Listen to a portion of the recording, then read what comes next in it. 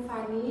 Saya Dira sebagai Ibu Dira. Aku Claudia sebagai Ibu Claudia. Saya Tia sebagai videografer. Saya Yesi Widi sebagai anak dari Ibu Hani. Saya Ana sebagai Ibu Ana. Saya Isna sebagai Ibu Isna. Saya Indah sebagai perawat. Saya Putri sebagai perawat. Saya Hani sebagai Ibu Hani. Assalamualaikum warahmatullahi wabarakatuh. Waalaikumsalam warahmatullahi wabarakatuh. Selamat pagi semuanya. Perkenalkan, saya perawat Putri dan ditemani rekan saya bernama perawat Indah.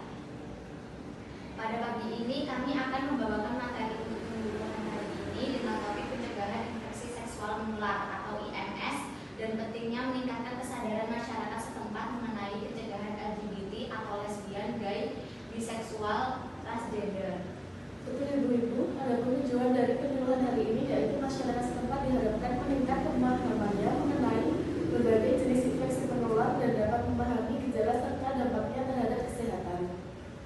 Tujuan lainnya juga diharapkan masyarakat RT 1 RW 2 ini dapat membangun dan memelihara dukungan sosial dan yang positif sehingga tercegahnya rasa cemas, depresi serta mencegah adanya LGBT di RT 1 RW 2 ini. Baik, untuk beberapa materi yang akan dibahas yaitu pengertian LGBT, faktor-faktor yang menyebabkan LGBT, usaha apa yang dapat dilakukan untuk mencegah LGBT, jenis-jenis infeksi menular seksual, gejalanya, apa dampaknya, serta risiko apa yang harus ditanggung ketika terkena infeksi menular seksual. Baik semuanya, sebelumnya apakah ibu-ibu sekalian pernah mendengar istilah LGBT? Saya pernah mendengar istilah LGBT. Itu sama kayak menyukai sesama jenis atau gimana ya Mbak? Oh iya betul Ibu Hani, saya juga tahunya seperti Ibu Hani bilang barusan. Aduh serem banget ya kalau misalnya kayak gitu ternyata. Iya, saya juga nggak bisa membayangkan jika hal itu terjadi di lingkungan kita. Betul Ibu, LGBT itu adalah menyukai sesama jenis, tetapi bukan hanya itu Ibu. LGBT adalah istilah yang digunakan untuk menggambarkan beragam identitas seksual dan gender yang ada di masyarakat. Kepanjangan dari LGBT yaitu lesbian, gay, biseksual, transgender. Lesbian ini merujuk pada perempuan yang tertarik secara romantis dan seksual pada perempuan lain. Lalu untuk gay yaitu merujuk pada laki-laki yang tertarik secara romantis dan seksual pada laki-laki lain. Ketiga yaitu biseksual. Ini merujuk pada individu yang tertarik secara romantis dan seksual baik pada laki-laki maupun pada perempuan. Dan yang terakhir yaitu transgender. Ini merujuk pada individu yang identitas gendernya berbeda dengan jenis kelamin yang tertera pada akta kelahiran mereka. Oh, jadi LGBT itu bukan cuma perempuan suka sama perempuan dan laki-laki suka sama laki-laki toh. Serem juga ya. Iya. Adapun beberapa faktor yang menyebabkan adanya LGBT diantaranya ini ya di sini faktor-faktornya terdiri dari faktor lingkungan, faktor keluarga, faktor genetik, pengetahuan agama, moral dan akhlak yang lemah. Oh iya ibu-ibu, tetapi yang perlu kita ketahui bahwa secara penelitian ilmiah belum ada jawaban pasti mengenai penyebab seseorang memiliki orientasi seksual dan identitas gender tertentu, termasuk LGBT. Adapun faktor biologisnya yaitu genetika. Beberapa penelitian menunjukkan adanya kemungkinan komponen genetik yang mempengaruhi orientasi seksual, namun ini masih menjadi area yang terus diteliti dan belum ada gen spesifik yang dapat diidentifikasi sebagai penyebab utama. Selanjutnya ada hormon. Tingkat hormon dalam tubuh selama perkembangan janin atau masa pubertas juga diperkirakan dapat mempengaruhi perkembangan otak dan orientasi seksual. Untuk faktor psikologis yang pertama ada perkembangan psikoseksual. Teori psikoanalisis Sigmund Freud mengajukan gagasan bahwa pengalaman masa kanak-kanak dapat mempengaruhi perkembangan psikoseksual seseorang. Namun teori ini telah banyak diperdebatkan dan tidak lagi menjadi pandangan dominan dalam psikologi modern. Yang kedua yaitu kepribadian. Beberapa penelitian mencoba menghubungkan orientasi seksual dengan tipe kepribadian tertentu, namun hasilnya masih belum konsisten. Untuk faktor sosial dan budaya, mencakup lingkungan keluarga, teman sebaya dan masyarakat secara umum dapat memberikan identitas gender dan orientasi seksual seseorang. Yang kedua ialah pengalaman Yang kedua ialah pengalaman hidup, terutama masa kecil, pelecehan seksual atau pengalaman. Yang kedua ialah pengalaman hidup, trauma masa kecil, pelecehan seksual atau pengalaman diskriminasi dapat mempengaruhi secara seseorang memandang dirinya sendiri dan hubungannya dengan orang lain. Yang ketiga yaitu norma sosial dan budaya. Norma-norma sosial dan budaya yang berlaku di suatu masyarakat dapat mempengaruhi penerimaan terhadap keberagaman orientasi seksual dan identitas gender. Baik, penjelasan berikutnya yaitu beberapa usaha yang dapat dilakukan untuk mencegah LGBT,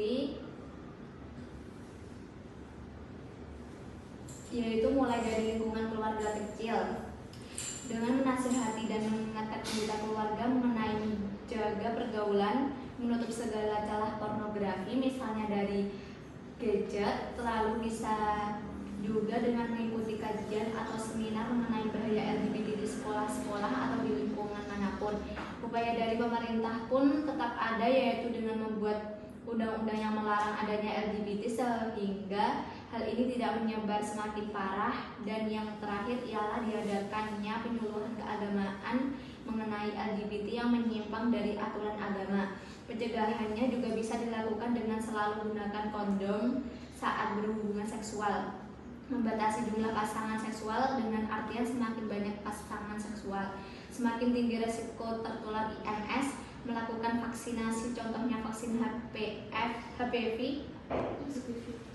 HPV yang dapat mencegah infeksi HPV dan mengurangi resiko kanker serviks, melakukan tes IMS secara teratur terutama jika memiliki pasangan seksual baru. Makanya kalau ibu bilang itu nurut, jangan ngeyel. Kalau ibu suruh sholat tuh nurut, jangan dinanti-nanti. Iya Bu, aku juga nggak mau kayak gitu. Aku kan selalu nurut sama ibu. Baik, selanjutnya saya akan menjelaskan mengenai infeksi menular seksual.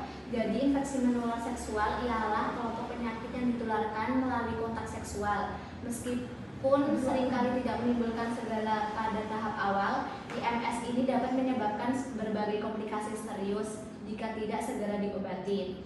Untuk beberapa jenisnya, yang pertama yaitu gonore. Gonore. Gonore pada pria, penyakit ini disebut gonore dan gejalanya berupa keluarnya cairan kental berwarna kekuningan dari alat kelamin dan nyeri di perut bagian bawah. Wanita seringkali tidak menunjukkan gejala. Komplikasi yang mungkin terjadi antara lain penyakit radang paru pada wanita. Sifilis. Selanjutnya sifilis. Sifilis adalah penularan penyakit sifilis, biasanya terjadi pada janin melalui hubungan seksual dengan pasangan yang terinfeksi, kontak langsung dengan lesi atau luka yang terinfeksi, atau melalui plasenta dari ibu yang terinfeksi sifilis pada akhir kehamilan. Selanjutnya herpes genitalis. Herpes genitalis adalah penyakit menular seksual yang disebabkan oleh HSV2 atau virus herpes simplex. Penularannya melalui air liur. Jenis ini menular melalui kontak mulut ke mulut, air liur, dan kontak dengan luka. Namun bisa juga mencapai area genital jika melakukan seks oral, dan orang yang terkena terinfeksi HCV1. Selanjutnya vaginosis, bakteri infeksi bakterial vaginosis atau BV, merupakan masalah kesehatan yang sering dihadapi wanita pada masa reproduksi. Adapun gejala, dampak, dan resiko dari IMS yaitu dampaknya dari infeksi menular seksual dapat menyebabkan penyakit radang panggul, infertilitas, kanker, peningkatan risiko penularan HIV, dan komplikasi kehamilan. Untuk faktor risikonya yaitu seperti berganti-ganti pasangan seksual dan tidak menggunakan kondom merupakan faktor risiko utama IMS pada remaja Indonesia. Untuk gejalanya yaitu seperti keputihan pada wanita, kencing nanah pada pria, borok pada kelamin, dan kutil pada kelamin. Mbak, saya mau tanya, jika kita melihat adanya LGBT di sekitar kita, sebaiknya tindakan kita ke mereka bagaimana ya? Iya betul Mbak, soalnya saya merasa takut. Ibu, baiknya sikap kita menghindari mereka. Jika bisa, boleh untuk ditegur, tetapi dengan bahasa yang sopan. Lalu Mbak, jika seseorang sudah terkena infeksi penularan seksual, apakah bisa disembuhkan ya? Iya Mbak, itu bagaimana ya? Karena serem juga kalau nyatanya tidak bisa disembuhkan. Baik Ibu, tidak semua penyakit infeksi menular seksual atau IMS bisa disembuhkan ya, tapi sebagian besar dapat diobati dan gejalanya dapat diatasi. Baik Mbak, untuk penyakit yang bisa diatasi itu apa aja ya Mbak? Penyakit IMS yang bisa disembuhkan yaitu ada sifilis, gonore, chlamydia, dan trichomoniasis. Penyakit-penyakit ini disebabkan oleh bakteri dan dapat disembuhkan dengan terapi obat antibiotik. Kalau untuk penyakit yang tidak bisa disembuhkan itu apa saja ya Mbak? Penyakit IMS yang tidak bisa disembuhkan diantaranya ada hepatitis B, virus herpes simplex, HIV, dan HPV. Penyakit-penyakit ini disebabkan oleh virus dan tidak bisa disembuhkan dengan antibiotik. Baik ibu-ibu sekalian, terima kasih sudah mendengarkan penyuluhan kesehatan mengenai pencegahan IMS dan pencegahan LGBT di Desa Gamping ini. Semoga dengan adanya penyuluhan ini, kita sekalian yang ada di lingkungan ini dapat merangkul satu sama lain agar terhindarnya hal-hal tersebut. Baik, penyuluhan kesehatan kali ini sudah selesai, kami tutup acara ini. Wassalamualaikum warahmatullahi wabarakatuh. Waalaikumsalam warahmatullahi wabarakatuh. Terima kasih.